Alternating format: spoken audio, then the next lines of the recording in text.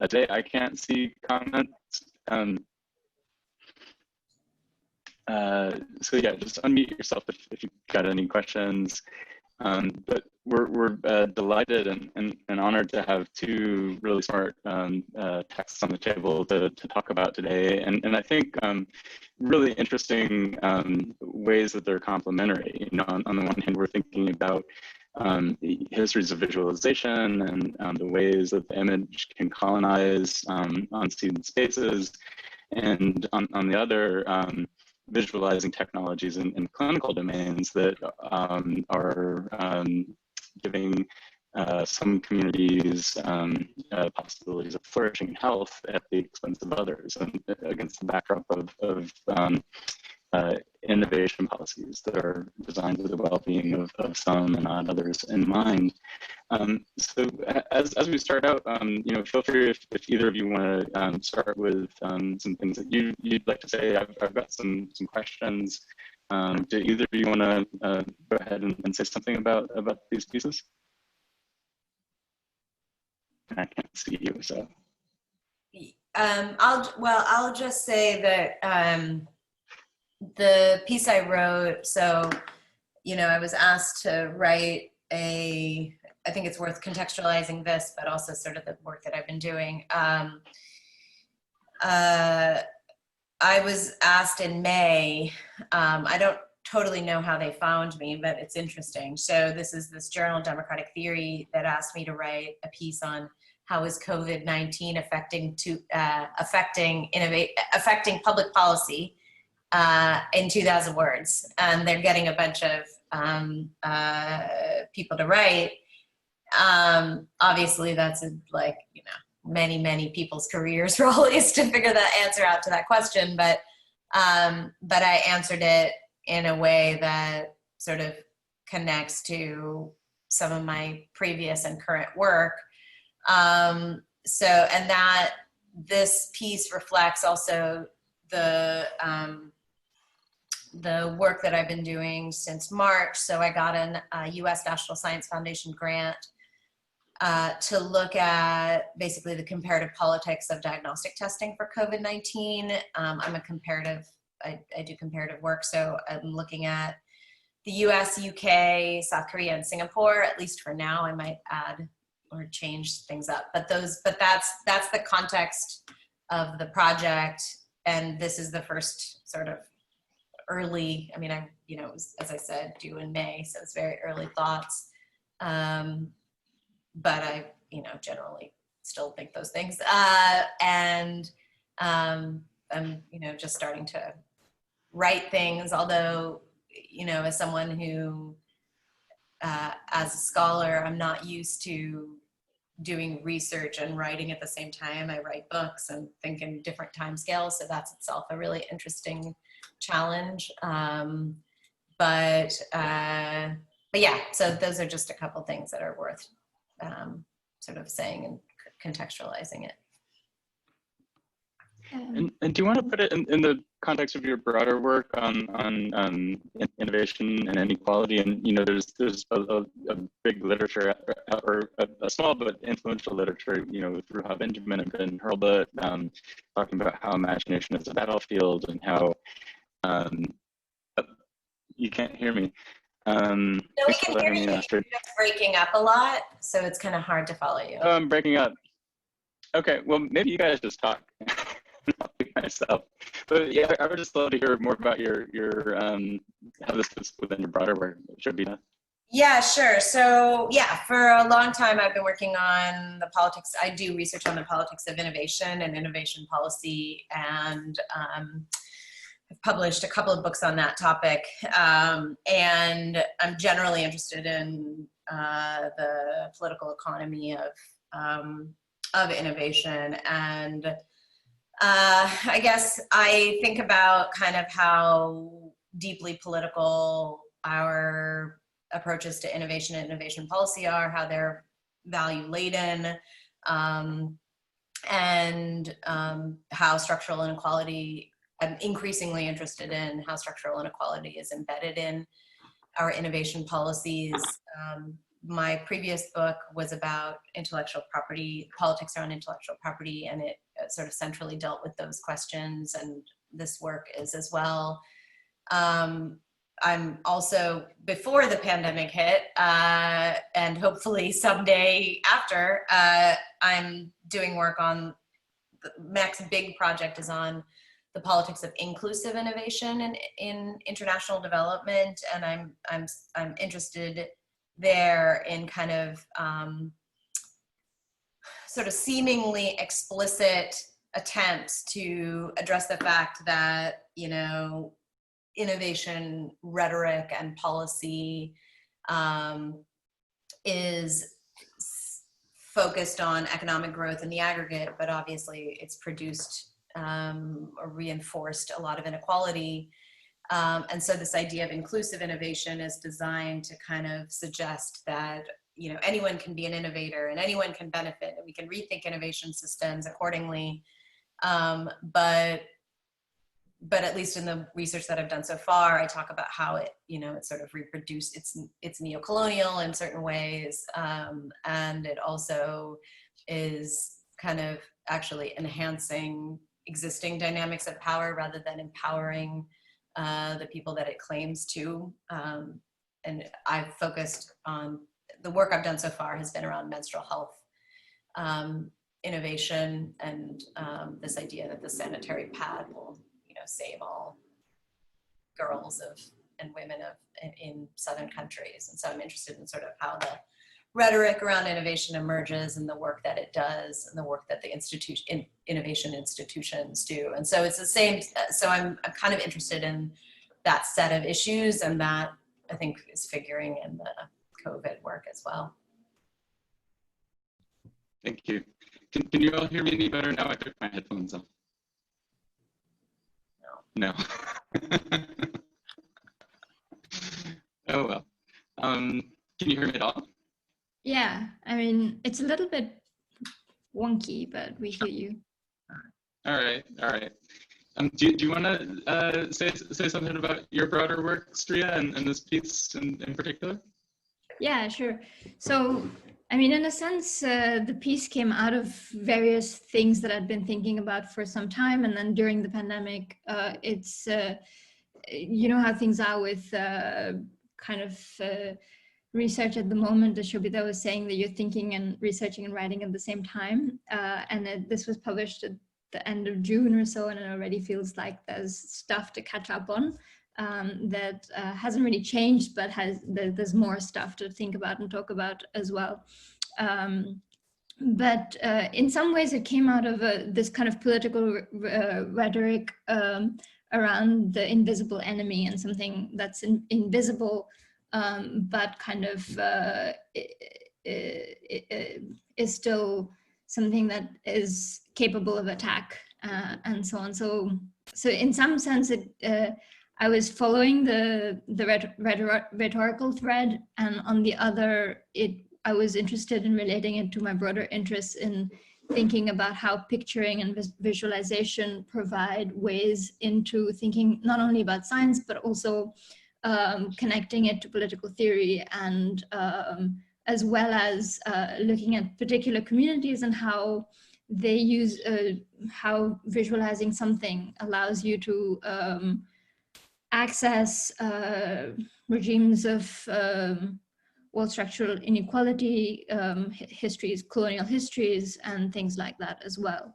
So in a sense, the piece is trying to do a couple of things at the same time, but keeping the idea of what it means to visualize something at its core. And also, I think what I found really interesting when I was thinking through this was how it was visualizing something, depending on who was doing the visualizing, is used in very different ways. So it can be a political tool, or it can be, so something that makes you happy. I was really struck by these very early on in the pandemic, these coloring books that came out for children to color in, and it was supposed to make them feel less afraid because they knew what it was, so it's something that you understand and you can see. So things like that kind of trying to get to the different registers in which visualization gives you access to political as well as societal ways of thinking.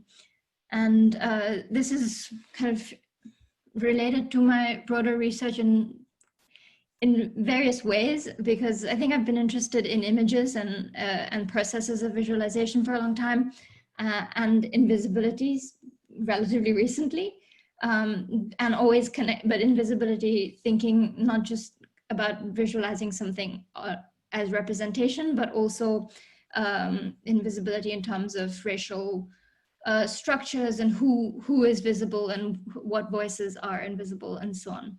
So in a sense, I've also been trying, so I'm trained as an art historian and in some ways historian of science, but I've been working mainly for the last, well, since the beginning of my PhD on environmental questions.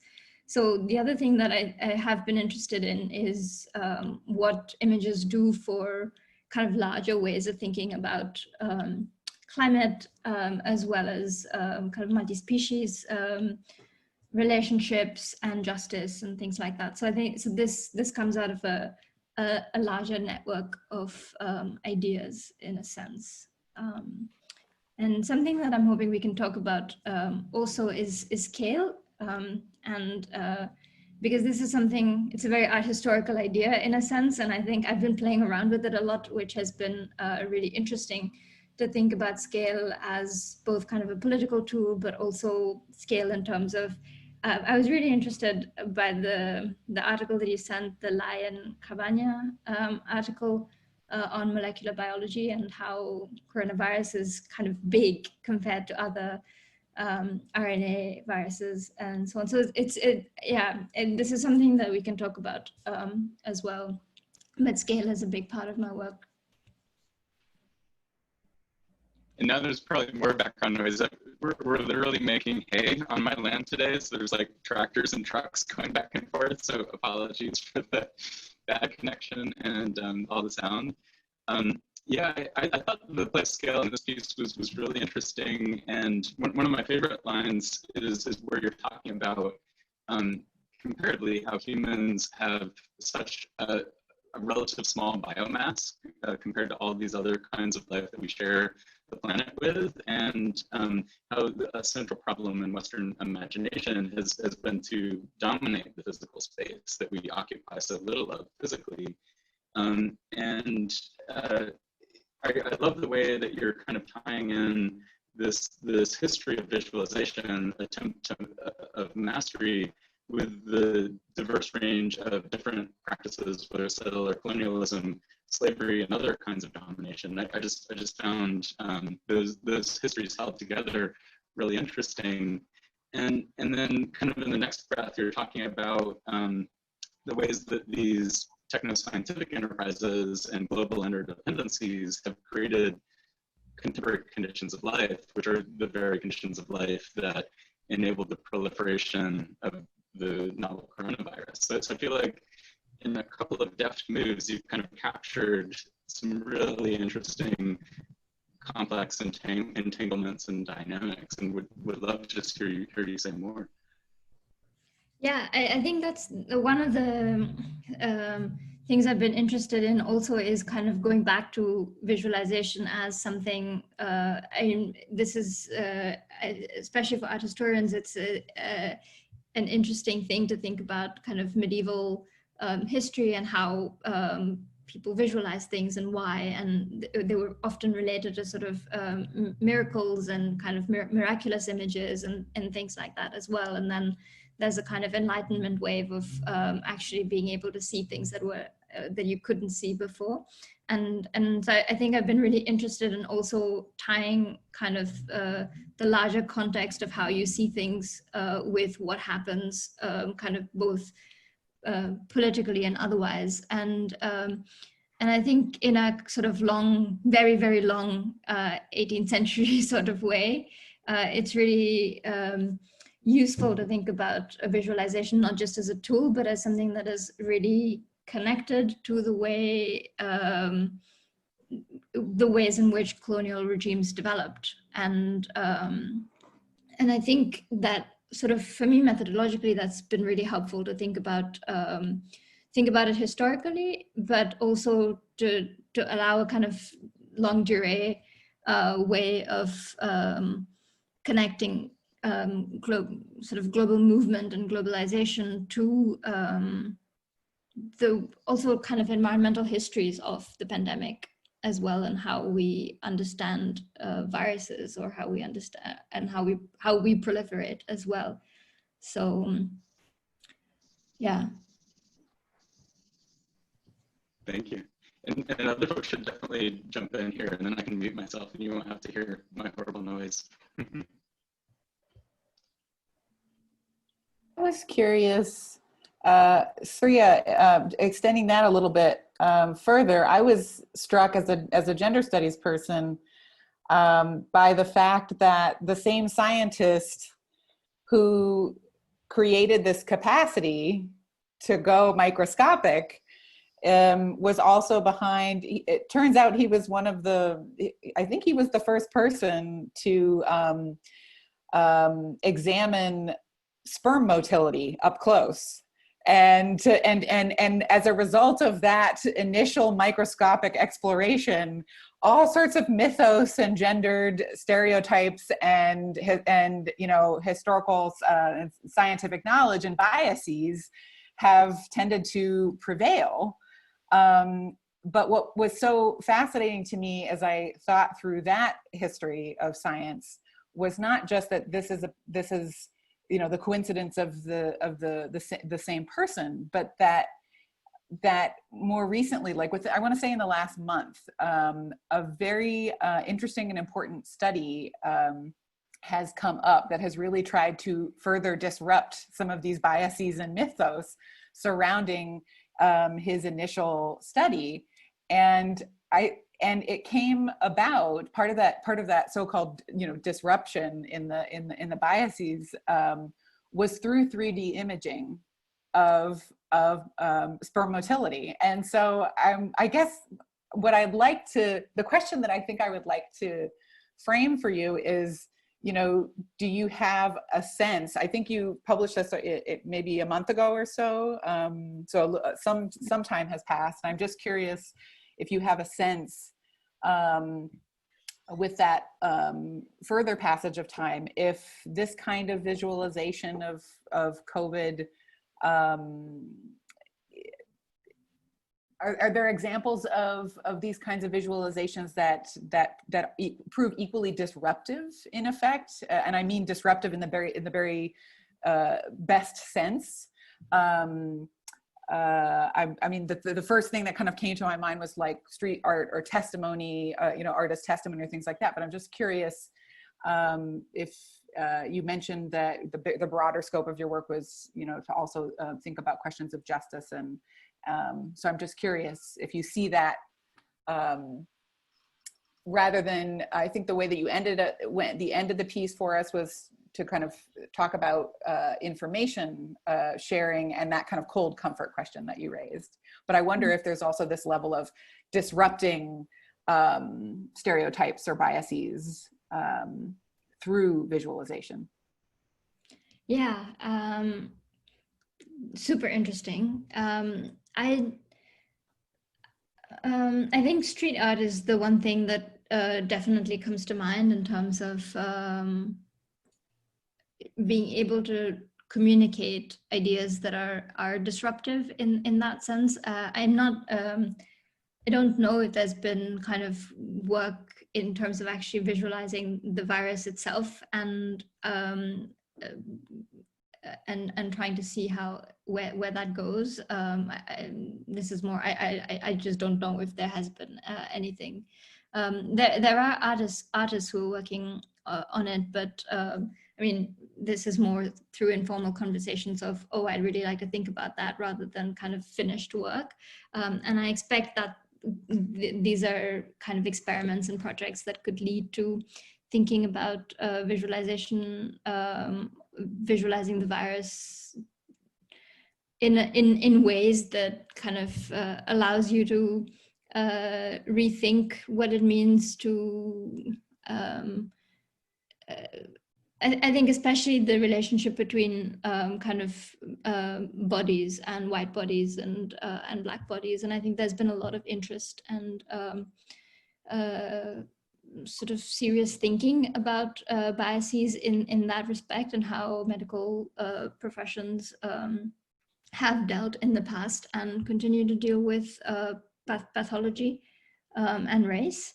There isn't any work that comes to mind straight away, but I think the sort of fluidity between personal experience as well as political satire that we've been seeing on murals and street art, that sort of thing, is perhaps the closest it comes to at the moment to what you're suggesting. But at the same time, what the other thing that you're suggesting, which is not really maybe part of your question, but which I found really interesting in the way that you described this particular scientist and regimes of kind of bias in a sense as well,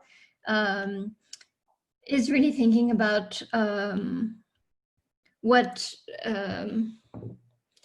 yeah, like how things are scaled up as well, you know, how things at that time, like the moment of scaling up, and what happened if we're thinking about a 17th century moment of scaling up, where you're both kind of, as soon as you're starting to look into microscopic images and able to imagine that these things exist beyond you, is the same moment that you scale up kind of globally as well. Like you have colonies, you're going places and things like that. So, and I'm really interested in the tension of the kind of the blowing up and the looking in as well. And I think that there will be really interesting things coming up in terms of artworks and so on.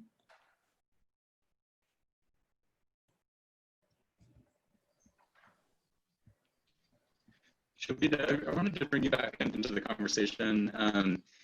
One of the things that sort of tangentially relates to what Sria was just talking about is the way that race is playing out in social and economic inequality in the current moment.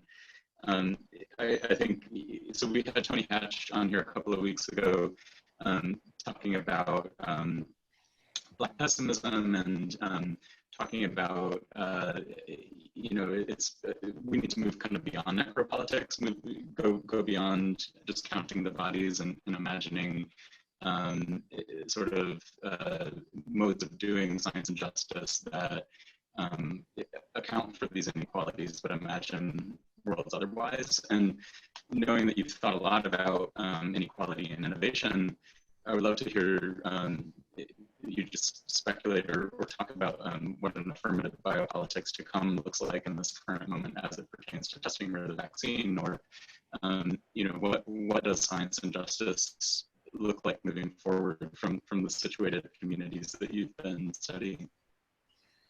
Yeah, that's a good question. I'm actually writing a piece. I've been thinking about that a lot.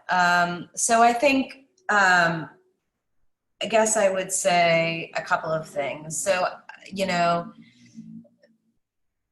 I increasingly realize how, you know, absence, you know, seemingly objective innovation policies are themselves racist, right? I mean, by virtue of not taking structural inequalities into account, they're perpetuating them. And I think, for example, one of the things that I'll give you a few examples that I've been thinking about. One, you know, which I talk about in the article, which is that by virtue of a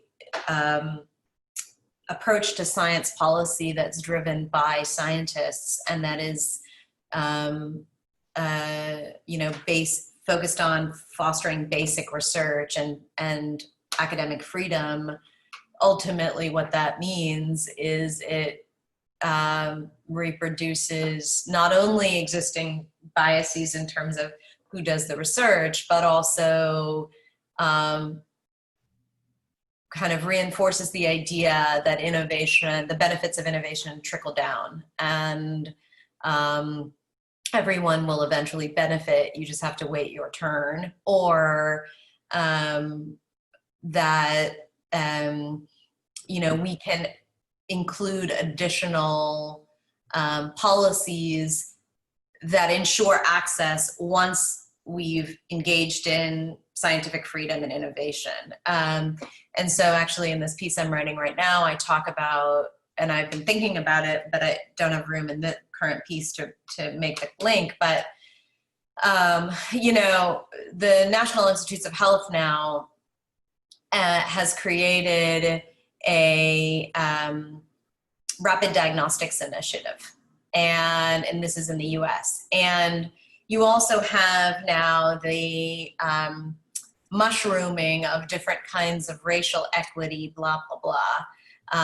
You know, so for example, the state of Michigan has a racial equity task force. The UK government now has, you know, number 10 has a racial disparities initiative, I think it's called, or group or something like that. But the, you know, on its face, the NIH initiative seems more promising than a lot of these others, because the Rapid Diagnostics Initiative, it's, first of all, it's in the NIH. The Rapid Diagnostics Initiative itself has an arm that is focused on underserved populations. But those of us who have been studying the politics of innovation and innovation policy for a while know that that structure is a very familiar one, in that you create a body that seems to be focused on the social, ethical, and now equity dimensions of X, and it proceeds in parallel, but not in conversation with, the technological effort, right?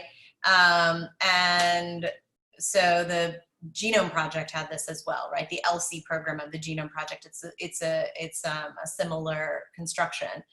And one of the arguments that I make in the piece is that these not only, I mean, in the first piece that you all read, I mean, I'm sort of suggesting that a mission-driven approach to scientific research is one way to address this, to actually explicitly think about prioritization, like inequality at the front end.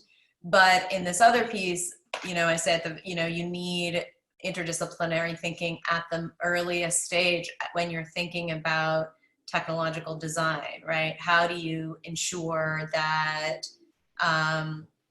that the tests that are developed, the therapies, the vaccines are not you know, inadvertently or explicitly incorporating bias or racism into the technologies, right? So there was a great piece in the Boston Review, I think a month or so ago, talking about how the pulse oximeter, which is central to COVID-19 diagnosis, is you know, less effective, less accurate among people with darker skin. You know, you can imagine these kinds of biases also creeping in to the interpretation of test results and treatments, et cetera. And you need to have people who are both, I think, scholars, but most centrally community members, who are actually able to talk about their needs, their priorities, their concerns very early in the process. And that needs to be the bedrock on which science and technology is developed, and in constant conversation. Whereas the current framework is something like, you know, we'll fund some people who think or talk about racial equity to varying degrees, that will be funded by some sort of technical innovation policy institution. And then once we've developed whatever it is, we'll either make sure that it's accessible, so equity is only defined in terms of accessibility, or we'll convince those people, whoever those people are, that it is in their rational best interest to adopt or participate in the technological system. And you know, both of those models, I think we've demonstrated over time that's insufficient. And obviously, I mean, I think about policy and political economy. I strongly think that we have to do more than just talk about design. We actually have to think about how the institutional structures have to change to foster these kinds of changes. And so that's sort of what I'm thinking about is, you know, a much more deeply interdisciplinary approach that engages communities of color early on in the process, that might actually produce the kinds of technologies and potentially increase trust among those communities that can actually help containment. I mean, there are also, of course, I mean, I think it's also bears noting, as I was writing this most recent piece, that I think that it's really important to think about how there are places where we have to be ready to reject technology as the solution to the problem. So I've been increasingly alarmed that testing, especially in the US, I mean, there's a fascinating comparative dimension to this. Testing seems to be seen as the solution to the problem of COVID-19. And to me, it resonates with some of my very early work on genetic testing for breast cancer, where that too was framed as though getting a genetic test was somehow going to solve your problem. But I think that when we think about how do we consider equity, it often is that maybe the test is not actually as useful, or certainly doesn't play the central role that we need it to, but it may not be an issue of a technological solution at all. And I think invariably that's the case too. And we need to figure out what the structures are to allow us to have that conversation. And at present, we tend to not. I mean, when you look, this I think is generally speaking, may not always be testing, but you certainly see across countries this idea that we can tech our way out of the pandemic. And I think, you know, that's not, it's not true, but it's also definitely not true among vulnerable communities. So I think hopefully that's one way I'm trying to kind of adjust the conversation a little bit, I guess. I really like what you're saying about the misplaced concreteness of the faith or hope and on the tech solution, whether that solution is the test or the cure that gets imagined. Yeah, I think there's a way that the virus has become diagnostic of so many different problems of social and economic injustice, problems, shall we say, of the Anthropocene, even though there's all kinds of, you know, we could be talking about the plantation scene, the capitalist scene, or all sorts of other scenes. And I think one of the big questions is, you know, are any of these things that are exposed, that are maybe hypervisual, whether it's the death of black bodies or, you know, the exposure of people in situations of precarity and agricultural labor, like is this virus going to be a reset to any of those issues, or are we just going to remain hyper-focused on the techno fix that allows power to function predictably once again? Back to the domain of the visual, Sria, I think it was, for me, so important to see Godsel's coloring book juxtaposed alongside Swarna Chitrakar's very different accounting of what this virus looks like, as well as these Aboriginal Australian artists who are rendering visible all sorts of things, from histories of colonialism and empire to the ways that these particles might look. And I just wanted to invite you to say more on that, just like these multiple visual registers and you know what these multiple perspectives are making visible. Yeah, well, I think what was most striking to me about some of these examples was the kind of narrative element to it as well, and kind of this idea, which I think is quite interesting from a multi-species perspective as well, where the virus becomes an actor, an agent that not only in our present, but also kind of in our past and our future as well. And I think especially in the kind of in the works by the marginal artists, it was particularly interesting that the link between kind of microscopic images and how they structure information.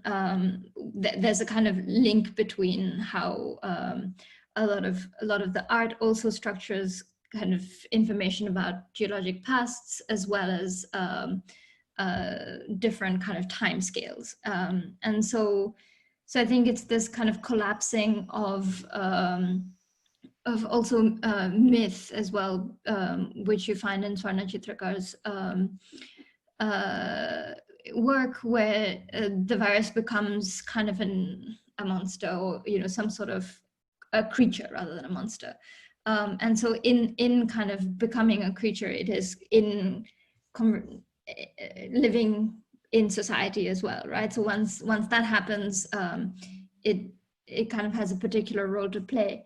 But what I find interesting about the Potua works, this is the Chitrakar works, is that it's also received information. So in a sense, there are multiple moments of translation that's happening as well. So I think these artists are relying on national news for the most part to kind of figure out what the virus is, what it does, where it's coming from, what the government is doing to stop it, and so on. And what comes out in these kind of narrative scrolls is a mishmash of kind of received information, as well as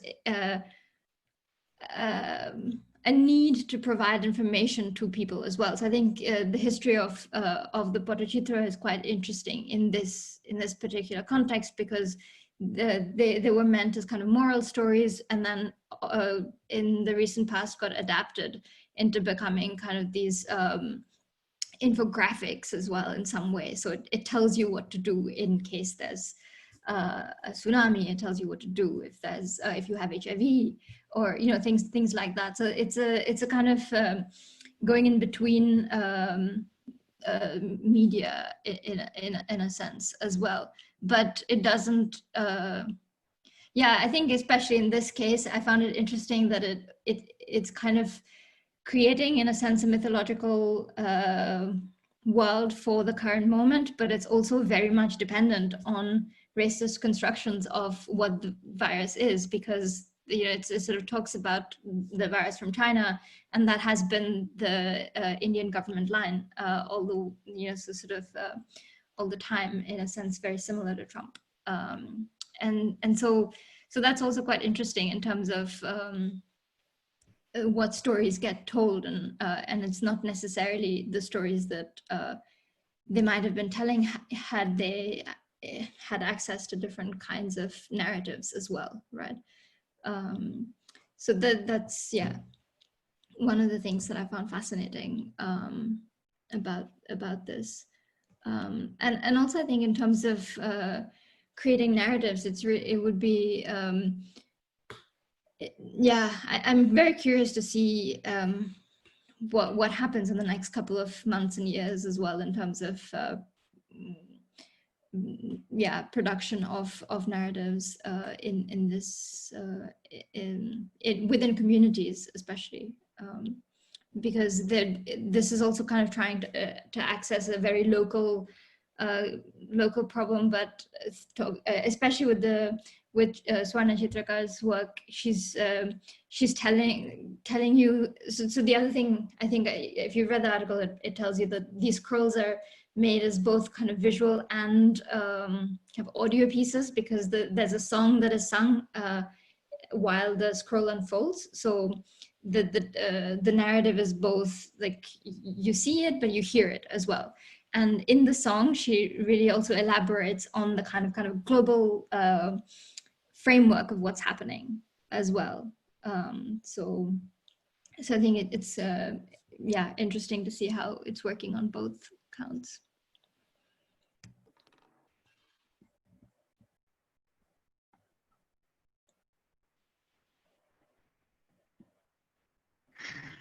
I was just saying that there was a question in the chat. I don't know if anyone wants to go ahead and ask that. Sevgi is the name on the chat. Yeah. Wow, this is a great question and a very difficult one. I was maybe if you're here, do you want to say a bit more about what you mean, or kind of any ideas that you might have as well?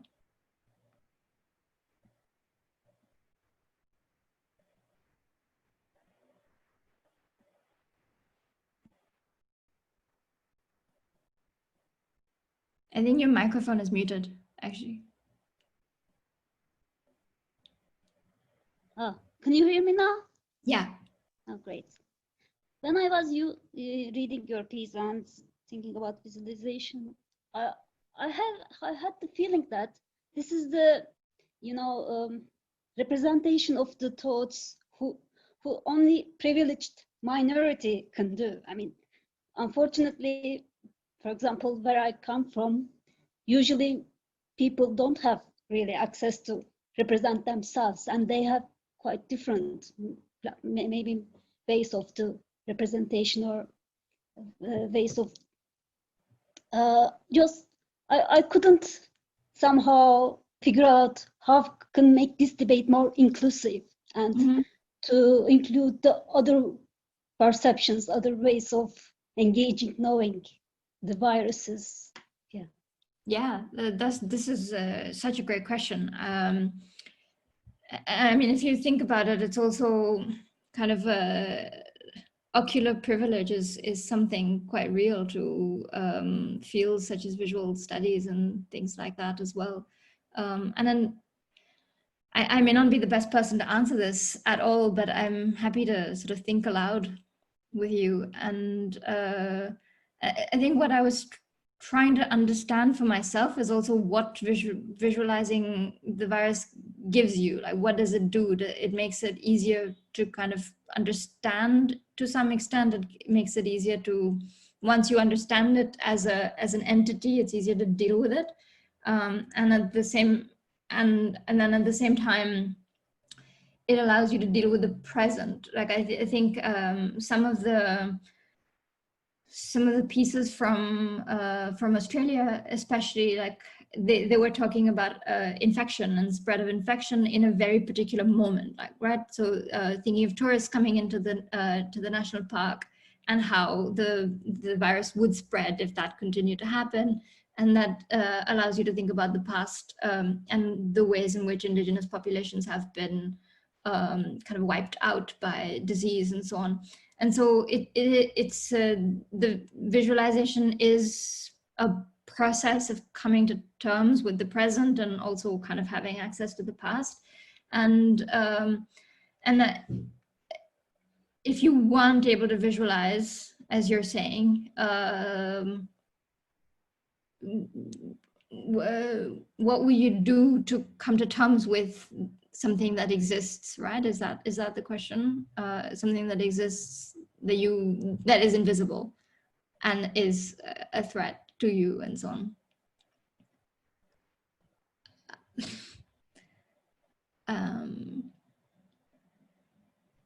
I don't know. I mean, does anyone else want to jump in to this conversation? Feel free. I mean, this is a total sidestep, but it goes back to something you said maybe about half an hour ago, Sria, about the scale and the size of the RNA virus. And well, this virus is so easy to visualize as a particle, and that has been kind of the dominant icon that we see.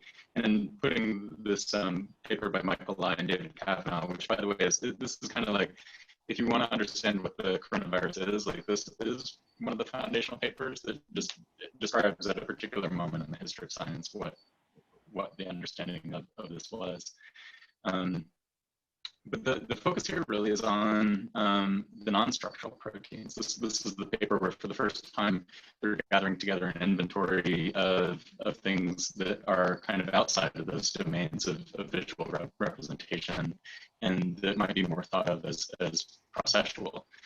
So there's a piece that we read probably about a month ago now by Stefan Göttinger and John Dupre called Virus as a Living Process, getting us to think about not as the particle.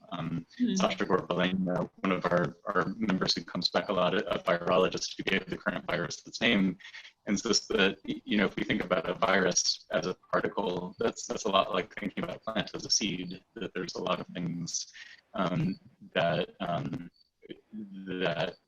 with that misplaced concreteness, focusing on the specificity of the particulate form that you kind of miss about this organism. I think it also relates very broadly in your piece. You talk about the natural history of viruses has been a history of visualization fueled primarily by fear, and I think if we kind of can empathize with some of these viral processes, we can learn to live with them not only on a molecular level, but on sort of other scales as well. So yeah, and thinking about these non-structural proteins, the polymerase that chops up the amino acids and makes functional proteins, the protein that actually replicates RNA. That's the video that I put on the reading list for this week. I think we can start to think about this in all kinds of distributed ways, about not just ways that are grounded in the specificity of an image, but ways that are moving in dynamic. Again, kind of a total tangent to this question about the unrepresented or the perspectives that might not be representable, but I think maybe continuing more broadly on the idea of visible and invisible. I saw Astrid had something in the chat. Do you want to chime in here too? Can I just follow up, kind of going back to what Seki was asking as well, in terms of, well, in your reading groups, have you come across any or various ways of kind of storytelling or narrative or kind of non-visual but other ways of trying to understand the virus that may not be scientific or not wholly scientific, but lives in the realm of experience and myth or something like that? We had a science fiction author with us a few weeks ago, Bodhi, whose last name I'm forgetting, but his piece was gestural. It wasn't specifically about the coronavirus, but thinking with him in kind of more speculative storytelling modes about how we might engage with this moment. And of course, there's a long history of various kinds of, movie fictions and narrative fictions that are about these microbial worlds. But yeah, I don't think, at least I haven't seen any good coronavirus fictions. Thanks. Sorry, Astrid, I think, wanted to say something. Hi, can you hear me? Yeah. I really love what you said about becoming creature of the virus, and that reminded me about, and then the necessity of becoming something contained, something individualized, in order then to become an actor in society, right? So this is, there is kind of a preconception of what it means, what can have agency and where agency is located and how we bound that in order to be able to relate to that, right?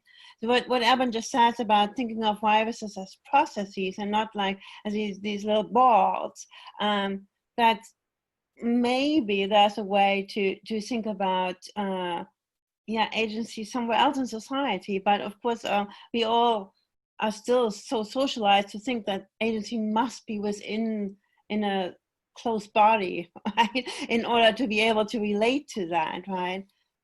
And I wonder, I don't know if there's a question in that. Can you maybe imagine other visualizations where we don't have to the agency is figured differently than enclosed. Also, looking at the pictures in your article, the scientific ones depict the virus as a virus, which is not the virus really at all. And in the other picture, I forgot the name of it. It was more the disease that was pictured rather than the virus. It was more COVID than the coronavirus, right? That included humans. So that, I mean, maybe there the agency was somewhere else than in this little ball. Yeah. I think it's also really well. One of the things is to think about the video that was also linked in here, where you see the RNA duplicating, and that gives you a sense of process and the fact that the virus being kind of neither human nor non-human in that sense, that is a virus living, or what is it? I think is an interesting question.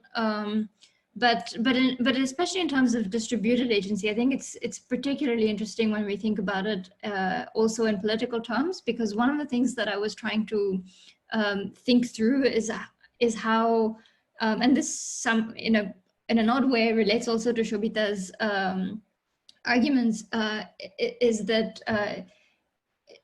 some political processes make it easier for the virus as process to not just replicate, but also kind of manifest and multiply and things like that. And I used the example of tear gas for the Black Lives Matter protests in the US, and how the kind of the materiality, or kind of the diffuse materiality of the tear gas itself makes, in a sense, allows the pandemic to worsen, because it makes you more susceptible. It attacks your respiratory system, and so on. So it sort of aids and abets the virus, the process in which the virus multiplies or grows in a sense as well. So I think it's really interesting to think about distributed agency that that is also coming from a register that is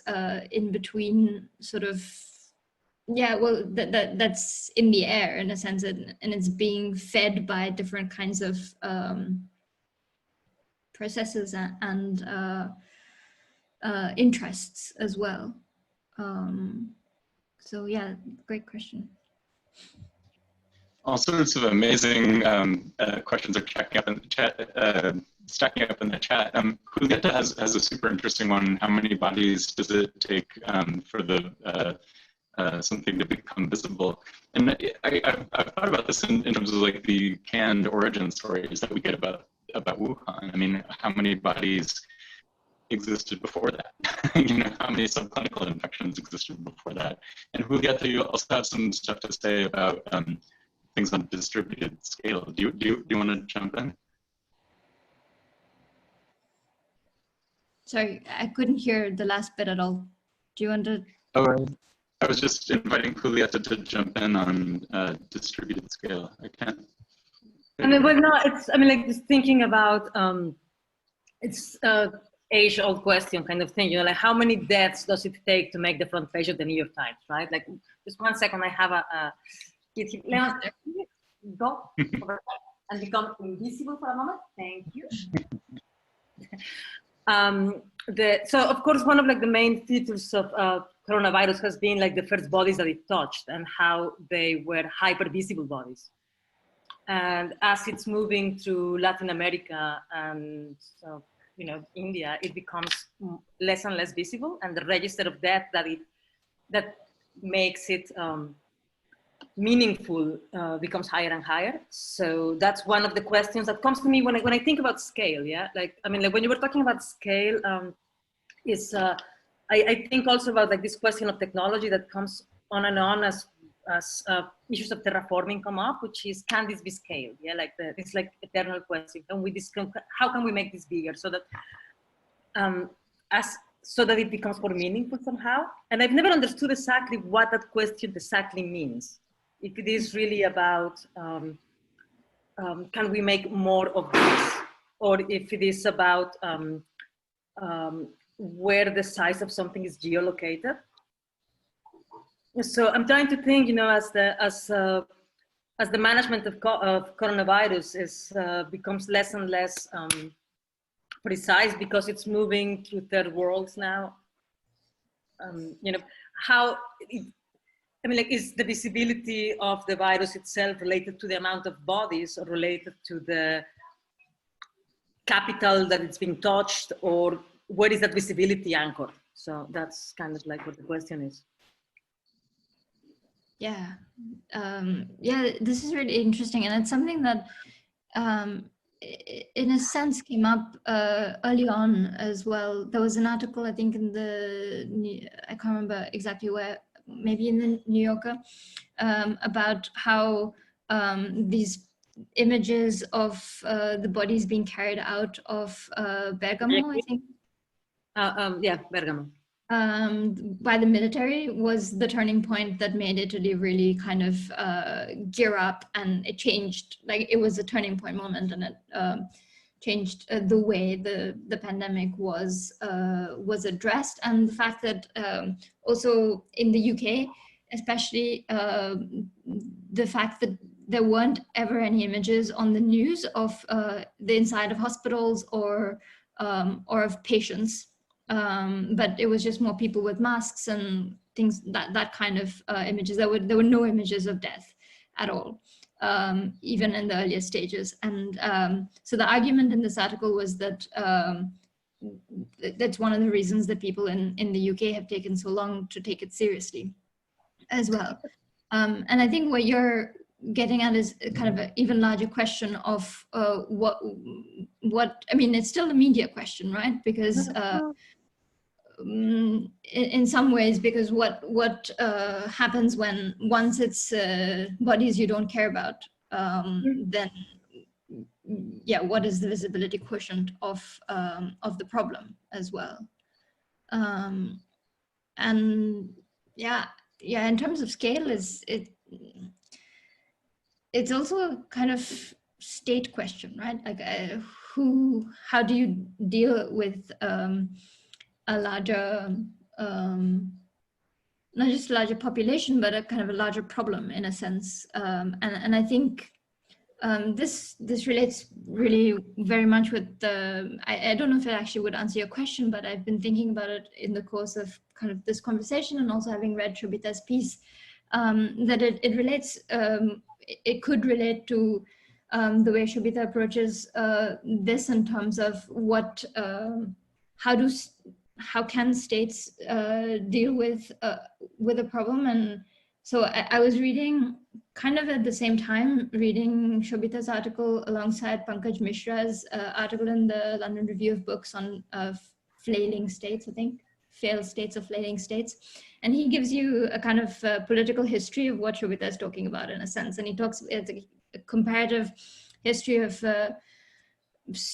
Germany in the late 19th century, and how Bismarck was very much thinking about the state as a social organism, and how it's responsible for, people's risk assessment and disease and things like that, and kind of the founding of a welfare state, and how Japan followed, and late developers such as Singapore, Vietnam, to some extent China followed, and how this has been quite the impact of dealing with coronavirus has been quite different in these particular states.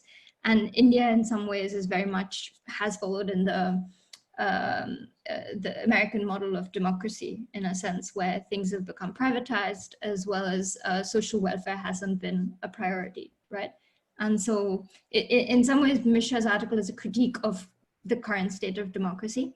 But I think it's really interesting to think about kind of state responses and privatized sort of patents and research and vaccination and things like that as well, when we're thinking about scale.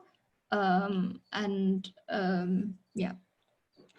So I think I probably went in a very different direction from what you were expecting, but yeah, lots of things to think about in this. Shobita, do you want to jump back in and respond to anything that Sria just said or the others? Yeah, I mean, I think, I mean, just in response to what Sria just said, I think, you know, there's definitely this aspect of, I haven't read the Mishra piece, although I just looked it up, so I will. I think one of the interesting things is that I'll be interested to read it. I mean, I think, you know, one of the things that I've found in my work is that certainly the US has a particular, and I've written about this actually in my previous work on patents, that it's not just a matter of privatization and sort of devolution and decentralization, because you see some of this in other countries. I mean, the private sector has played a role in the coronavirus response in multiple countries. I think the American, and in some ways what's interesting is that the US and the UK largely are failures in their response, and yet the private sector, or the sort of, the US response is much more actually about completely walling off the relationships between the private sector and the public sector, whereas the UK response is where the public sector takes complete responsibility, and the South Korean response is a much more cooperative relationship between the public and the private sector. And so I think that teasing that out a little bit more is hopefully useful. I mean, as I said, I've done some of this in a different context in the intellectual property work. It's that I've done before too. So I was gonna respond to one of the questions from Chris, which I thought was really interesting, which is about visualization and technological solutions. And when in reading that question, I was thinking about Yaron Ezrahi's work.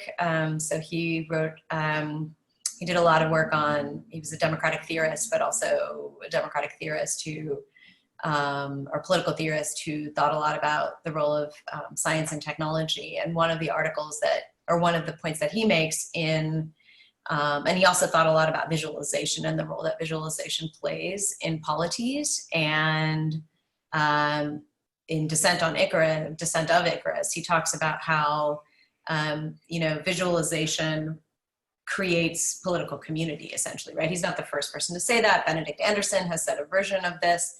But he talks about specifically the difference between Anderson and Ezrahi is that Ezrahi's particularly talking about the role that large technological projects play as creating visual moments that then produce or are constructed with attentive publics. And by attentive publics, you know, that those are publics who are kind of in awe, right? But they are not active agents, necessarily resistors. And so when you think about that framing, I think there's absolutely a link to the technological solutions that we see and the visualization of the virus. I mean, the virus is always, I mean, I'm sort of struck at how every single news article has virtually the same visualization, right? And it is entirely decontextual and entirely framed as a scientific problem. And therefore, it's not at all surprising that the solution is decontextual and technological, right? I mean, it would be odd if the solution were something different. But I wonder, I know that there are efforts in other arenas to kind of, you know, have people, you know, community members sort of draw how they understand their life worlds and problems. I mean, I wonder if you were to go to bus drivers, for example, or postal clerks or grocery store workers, how, if you ask them to visualize, if you ask them to draw their experience, their understanding of the coronavirus, my guess is that they wouldn't come up with a scientific representation, that they would talk about some very different things that would then produce a very different kind of response. Part of what's the problem is that the variability to construct the scientific representation is based on a particular balance of power, right? That is only replicated in the technological solution. So yeah, I mean, absolutely, it's part of the story, and it's part of, I mean, in the U.S. certainly at the moment, one of the interesting things is it gets laid upon this bizarre science anti-science sort of divide. So that actually serves to further scientize what's happening, as opposed to thinking about the problem completely differently. So yeah, I think that's a really interesting way of thinking, you know, sort of, or at least exploring what's going on. So we're officially over. I'm happy to stay a little longer. There were a number of great questions in the chat. Fawn's got another one.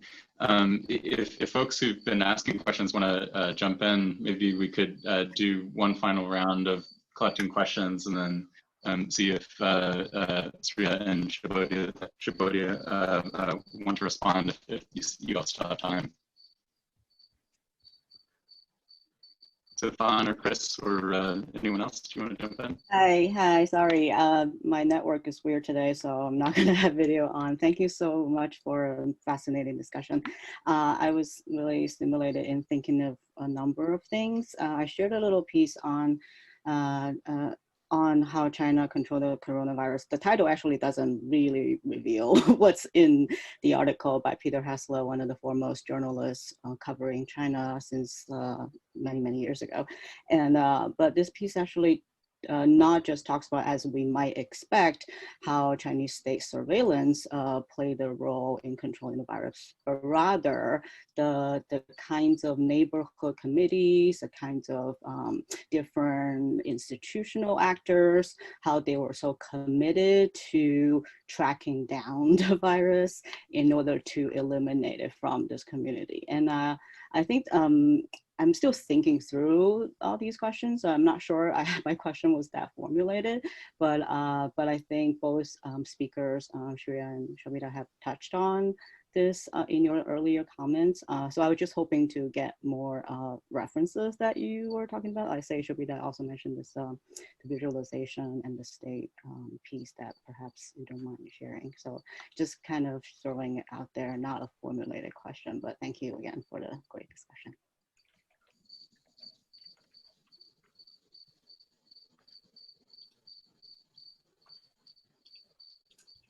I can certainly, I'll put in the chat the Ezrahi book that I was mentioning, and the Anderson. Also, Shobita, just to go back to what you were saying about, like, if bus drivers and postal workers were asked to visualize something, and I was trying to imagine what kind of visualizations that would kind of entail as well. And I think what's interesting is if this is speculation, of course, but it would probably be kind of networked images, or kind of things that go from place to place, and things that move and kind of would have a lot of movement in it. And I was also thinking of what Van brought up in China, but in the kind of non-Chinese context of mutual aid groups that started early on in the pandemic, and in a lot of places are still kind of going very strong, and so on. And what the relationship may be with kind of very local ways of support and care, and networks as well, because it is the networks that keep the mutual aid groups working, right? It's a constant connection, as well as a support system, kind of a structure that allows for this kind of support, and whether in some ways making both problems as well as processes visible might be helpful in these situations as well. So yeah, just thinking aloud. Chris, do you want to jump in? Only to say thank you so much for that discussion of my question. That was really helpful. I appreciate it. All right, Shobita, do you want to have any last words before we wrap up? All right. Well, thanks to everybody again. Two lovely essays, and I think they were really had some great ways that they spoke to each other. And thanks again to everyone for being flexible with the timing. So yeah, hope to see many of you next week. Rachel, do you remember who's on the schedule? Is Hannah next week? It's going to be Hannah Landecker. Yeah. For next week. And I just actually, I need to confirm this with Hannah, but we're going to be talking about her piece, Biologies of History, sort of thinking about ways that biology has responded to human history rather than the other way around, history of biology. So yeah, see you all next week. Same place, maybe different time, I can't remember, but it'll be on your email. Thanks again, both. See you soon. Thanks for coming. Thank you. Bye. Nice to meet all of you as well. Bye. Bye. Bye, everyone. Thank you. Thank you so much. Bye-bye.